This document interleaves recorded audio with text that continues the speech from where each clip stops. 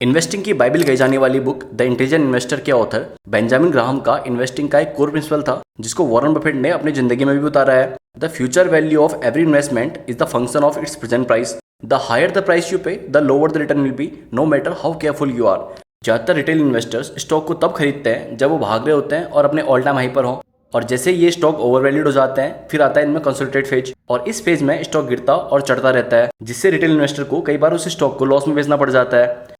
इसका एक बेहतरीन एग्जांपल है आईएक्स एक अच्छा खासा स्टॉक है जिसके फंडामेंटल्स भी काफी अच्छे हैं। अगर इसके एडजस्टेड प्राइस की बात करें तो इसका ऑल टाइम हाई लगभग 295 रुपीज तक गया, और यह स्टॉक आज 150 to 160 की रेंज पे ट्रेड कर रहा है, और पिछले 1.5 साल में यह लगभग 40% गिर चुका है। जिसने भी इस स्टॉक को इसके ऑल टाइम हाई पर खरीदा होगा वो आज भी बहुत अच्छे खासे लॉस में होगा। इसलिए ऐसे स्टॉक का सिलेक्शन बहुत जरूरी है जिसके फंडामेंटल्स काफी अच्छे हों और जो अंडर वैल्यूड जोन में ट्रेड कर रहे हों। तो आज की इस वीडियो में हम अंडर 50 रुपीज ऐसे ही 3 स्टॉक के बारे में बात करने जा रहे हैं जिनके फंडामेंटल भी काफी अच्छे हैं और ये काफी अंडर वैल्यूड जोन में भी ट्रेड कर रहे हैं, और ये सारे के सारे स्टॉक्स स्मॉल कैप कंपनीज के हैं जिसमें रिस्क और प्रॉफिट काफी ज्यादा होता है। हेलो दोस्तों, welcome to investing ideas family. बिना देरी किए इस वीडियो को स्टार्ट करते हैं। आज का पहला स्टॉक है वासवानी इंडस्ट्री लिमिटेड। 2003 में इनकॉर्पोरेटेड यह company iron and steel, real estate और एग्री डिवीजन में काम करती है। यह कंपनी सेंट्रल इंडिया में स्पंज आयरन प्रोडक्शन में लार्जेस्ट मार्केट शेयर रखती है। किसी भी स्टॉक में इन्वेस्ट करने से पहले उसके फंडामेंटल के बारे में जानकारी होनी बहुत जरूरी है। तो नजर डालें इसके फंडामेंटल्स में, तो उसका पी रेशियो 11.6 है जो कि इसके इंडस्ट्री पी से काफी कम है। इसकी बुक वैल्यू 40.6 है और ये अपनी बुक वैल्यू से काफी नीचे ट्रेड कर रहा है। इसका आरओसी 13.2% और आरओई 7.7% है। नजर डालें इसके डेट और रिजर्व पर, तो इस कंपनी के पास 91.6 करोड़ का रिजर्व है और इस कंपनी में सिर्फ 32.9 करोड़ का डेट है। साथ में इस कंपनी के पास 22.1 करोड़ का फ्री कैश फ्लो है।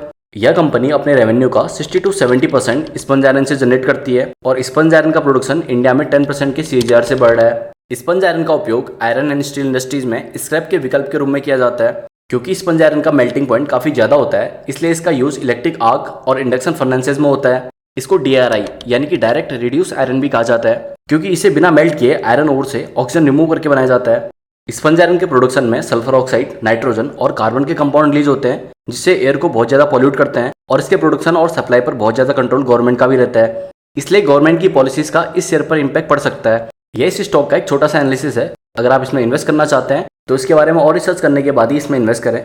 बाकी यह स्टॉक फ्यूचर में अच्छा खासा रिटर्न देने का पोटेंशियल लगता है। यह मेरा पर्सनल एक्सपीरियंस है, लेकिन यह इन्वेस्टमेंट एडवाइस नहीं है।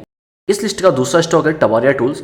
यह स्टॉक अपने डिविडेंड देने के लिए जाना जाता है। लास्ट ईयर 2023 में सिर्फ 4 रुपीज की इस स्टॉक ने 155 रुपीज का डिविडेंड दिया है। 1969 में इनकॉर्पोरेटेड यह कंपनी हैंड टूल्स बनाने का काम करती है, जिसमें यह adjustable wrenches, wide range of screwdriver और वेरियस टाइप के स्पेनर बनाती है। और यह कंपनी इन टूल्स को यूके, यूएसए, डेनमार्क, इजराइल और जर्मनी जैसे 20 से ज्यादा देशों में एक्सपोर्ट करती है।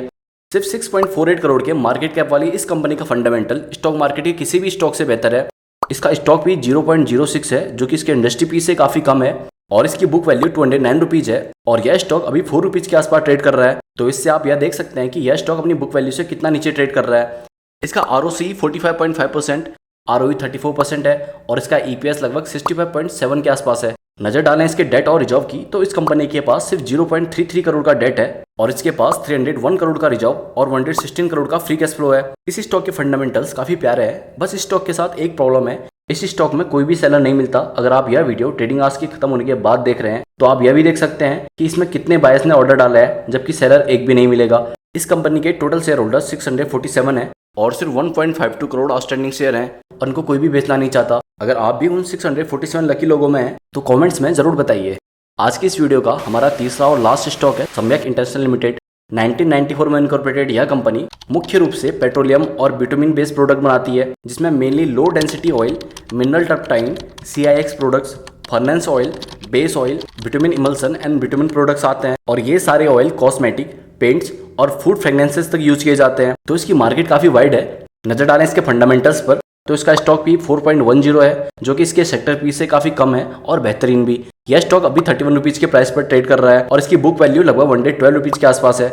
यह एक नॉन डिविडेंड स्टॉक है। इसने आज तक कोई भी डिविडेंड पे आउट नहीं किया है। इसके आरओई और आरओसी उतने बेहतरीन नहीं है। इसका आरओई 4.53% और आरओसी 4.94% है। इसका प्रॉफिट ग्रोथ काफी अच्छा है जो कि 56.4% है। नजर डालें इसके डेट और रिजर्व पर तो इस कंपनी के पास 4.16 करोड़ का डेट और इसके पास 63.3% की रिजर्व है और 2.03 करोड़ का फ्री कैश फ्लो। अगर आप चाहें तो इस स्टॉक को भी अपने वॉच लिस्ट में रख सकते हैं। यह कोई इन्वेस्टमेंट एडवाइस नहीं है। किसी भी शेयर में इन्वेस्ट करने से पहले उसके बारे में खुद से एक डिटेल रिसर्च करना बहुत जरूरी है। हमारी टीम काफी मेहनत कर आप तक बहुत अच्छे स्टॉक्स पहुंचाने का काम करती है। उनकी इसी मेहनत को अप्रिशिएट करने के लिए लाइक और कमेंट जरूर करें। अगर आप शेयर मार्केट से जुड़े स्टॉक्स के बारे में जानना चाहते हैं तो सब्सक्राइब करना न भूलें। Have a great day guys, keep investing.